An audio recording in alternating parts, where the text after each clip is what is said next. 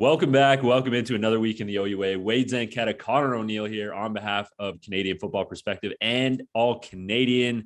And we're going to be running back the games with our Thursday preview. You know what's going on this week. Kicking off the Thursday game, we're going to start in the nation's capital, Queens, traveling to Ottawa to take on the Garnet and Grey. This is Queen's second week matching up with another team for the second time this season. They took on the Carleton Ravens last week. They doubled down in their performance from week one. I'm expecting Queens to do the same. They are going to play in Ottawa. That defense is going to travel well, and I expect Rashid Tucker to get back over the century mark this week.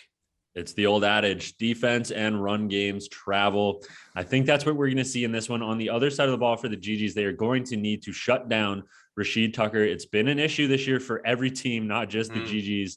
And they're going to need to, they saw it once already, what happens when Tucker gets going. So obviously the focal point has to be shutting down Tucker. For the GGs, they also need to get their ground game going, work Dawson O'Day, work JP Simikinda. It allows them to open up the passing game and fire the ball all over the field. And when Ben Miracle is slinging the ball, they can win the game. Next up on the docket, the Western Mustangs traveling to the Waterloo Warriors, who may or may not be without Trey Ford, who left the game against Guelph in the second half with an apparent injury. For Western, Evan Hillocks, Keon Edwards, the reigning OUA Offensive Player of the Week, they will be looking to continue their offensive success after winning by 50 points against the Windsor Lancers. This will surely be an exciting game for Waterloo. You got to shut down that run game because that is the bread and butter of the Western Mustangs offense. For the Western Mustangs, be aware of Trey Ford if he is in the game. We know what he likes to do. We've said the same thing for teams week in, week out. You need to limit Trey Ford's guys outside, force him to run laterally, not vertically, and shut down that offense. Yeah, and we saw Trey Ford last week hit 171 rushing yards before he went out with that injury. So hopefully he can get back into this week because he is the reason this offense goes and is so electric. Next up, we got a battle of two teams that are on the slide but looking to turn it around. The McMaster Marauders traveling to the York Lions.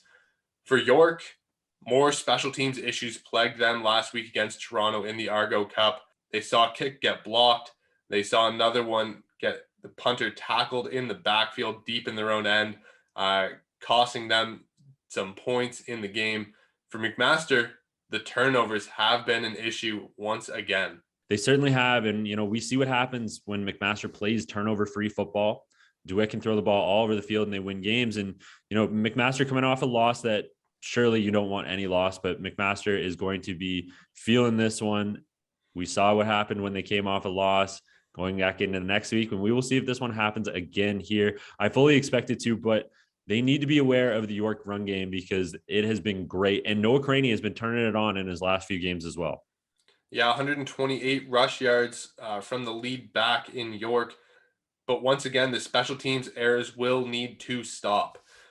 Another game that we've got this week, it's a good one. The Toronto Varsity Blues heading out to the Guelph Gryphons, who are riding high with Clark Barnes, the reigning special teams player of the week, facing off against James Gregg, the reigning defensive player of the week for the Varsity Blues.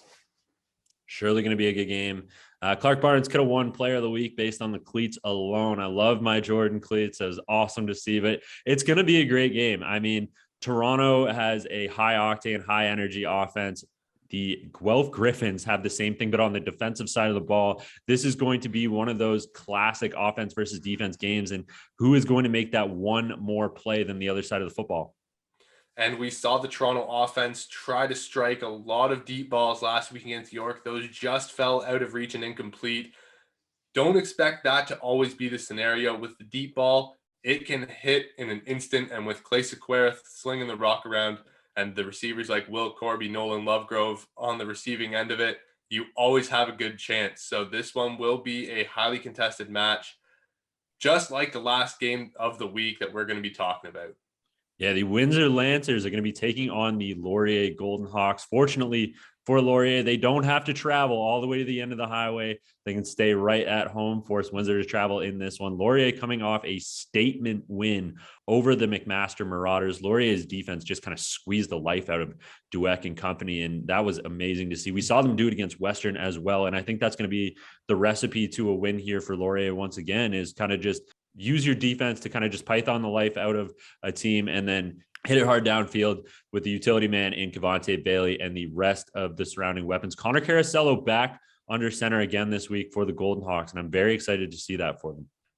And I'm looking for Tommy Bringy on the defensive end for the Golden Hawks to continue his stellar play. For Windsor, get back to your ground game. David Adenron just 8 carries for 11 yards against the Western Mustangs. Their run game could not get going. Look for them to lean heavy into the run game this week against Laurier. And there it is. Those are the 5 games coming up this week. We have Queens at Ottawa. We have Western at Waterloo, Mac at York, Toronto at Guelph, and Windsor at Laurier. You can enjoy all of those games for free on OUA.tv. Sign up. It is free to use. You can watch every football game that you want. And, you know, if you're a basketball fan, soccer fan, hockey fan, those sports are on or upcoming as well. And it's all free on OUA.tv. For Wade Zanketta and Connor Neal, on behalf of CF Perspective, enjoy your OUA weekend.